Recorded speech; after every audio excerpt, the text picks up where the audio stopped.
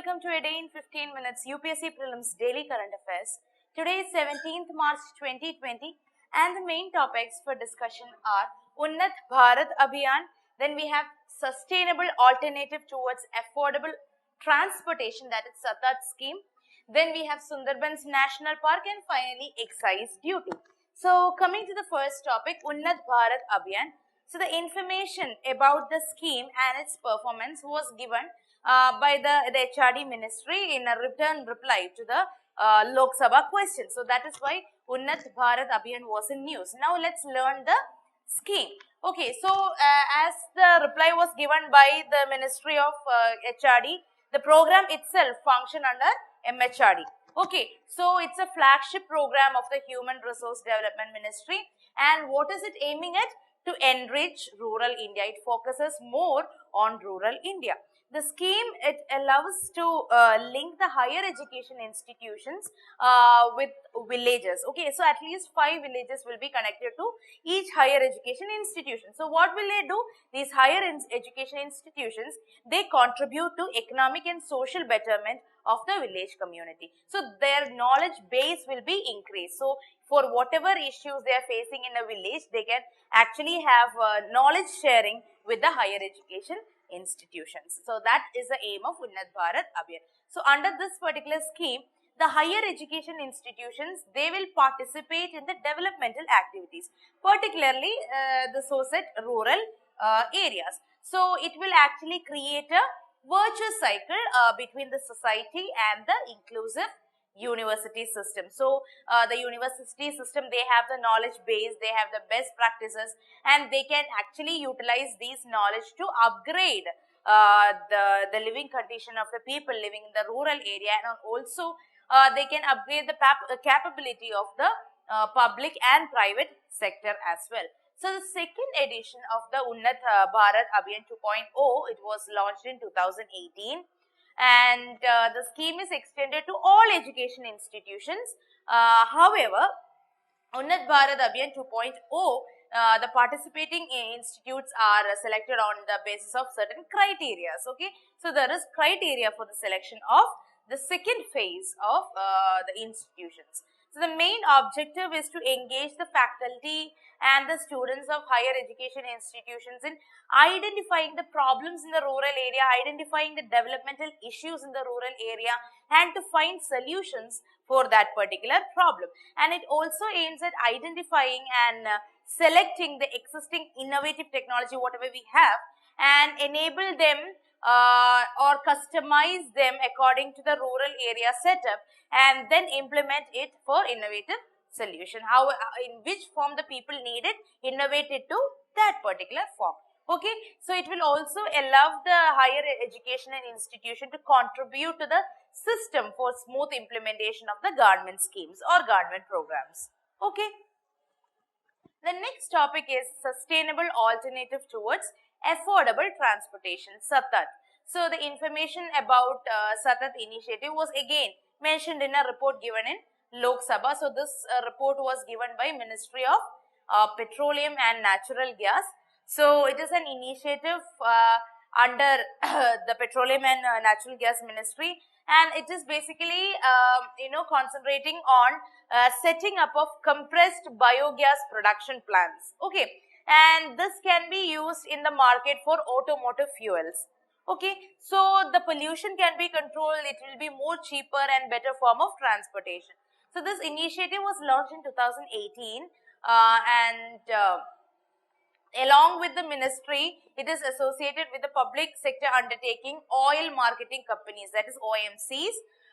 What are the OMCs we have right now? Indian Oil Corporation is there, Bharat Petroleum Corporation, and Hindustan Petroleum Corporation. So all of them are coming together with the ministry to implement this particular scheme. And the compressed biogas CBG plants are supposed to be set up mainly through independent entrepreneurs. It's not that the company are going and setting up the plants. It's not like that. The independent entrepreneurs are actually going to set up these particular plants, and CBG produced at these plants will be transported in cylinders to the fuel station and that will be distributed in the network of OMC, so oil marketing companies for the marketing purposes. So this is promoted as a green transport fuel. Understand which ministry it comes under, which all PSUs are there, and who is producing it. It is the independent entrepreneur.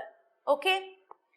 Yes. Now the third news is Sundarbans National Park. So tiger kills a crab catcher in Bengal's Sundarban National Park. That is why it's in news. So Sundarban, it's a tiger and biosphere reserve. It is in the Sundarban Delta in the state of West Bengal, and it is in both India and Bangladesh. So in India, it is in the West Bengal district. And the park was established as a national park in 1984, and it was also declared as a UNESCO World Heritage Site in 1987. So what all it is? It is tiger reserve, it is biosphere reserve, it is national park, it is also UNESCO World Heritage Site, and it has also become the 27th Ramsar site in 2019 or 18. I'm not pretty sure. Just confirm it. So this is also there in the Ramsar list. So it is a tiger reserve, biosphere reserve, national park, UNESCO World Heritage Site, and also a Ramsar site. So it stretches from the river Hooghly in West Bengal to Baleshwar in Bangladesh. Okay. The next topic for discussion is excise duty. So as you all know, there is a hike in the petrol and diesel prices by 3 rupees a liter. So that is not important. The excise duty, we are talking about the excise duty. So this is a tax levied on the manufacture of goods within the country. Okay, so the customs duty is applied on or levied on the goods that is coming outside our country, and whatever is produced inside the country on that particular products, the duty charged is excise duty. Understanding it? If it is coming from other country, it is customs duty. If it is manufactured within the country, it is excise duty. And the Central Board of Excise and Customs, CBEC, they are responsible for collecting the excise duty. So the rates of central excise duties are identified by Central Excise Tariff Act of 1985. So according to this act, it majorly provides the definitions related to excise. But the Central Excise Tariff Act, it includes, a schedule for excisable goods and tariff on them, which all products can be, put under this particular excise duty, what all tariffs should be taken from it. Those kind of details are mentioned in the Act. So there are 3 types of excise duties in country. One is a basic excise duty, then there is additional excise duty, and the third one is special excise duty. So the basic excise duty is the central value added tax, CENVAT. Okay, so this is actually the CENVAT is imposed on the goods coming under the first schedule of the Act. Okay, additional excise duty is coming on the, again it's an additional thing that has been again given in the schedule 1 of the Act, and the special excise duty is levied on the special goods under the second schedule. So the additional tax and the CENVAT is coming in the first schedule, and the later one is in the second schedule. Okay, and what is the difference between excise duty and GST? That is also a question here. So the difference between both are that the excise duty and other indirect taxes is that the excise duty is levied on the manufacture of goods and at the time of removal of the goods from the factory. But the GST or the sales tax, or you can also call it as VAT, it is levied on the supply of goods and services. So excise duty, it is on the manufacture of goods, and the GST or sales tax is on the supply of goods. Okay, so in July 2017, the center introduced GST that actually subsumed a number of indirect taxes including excise duty. This means that the excise duty does not exist in India except on few items like liquor and petroleum. Okay, so for the items and the services outside the purview of GST, excise duty is still active.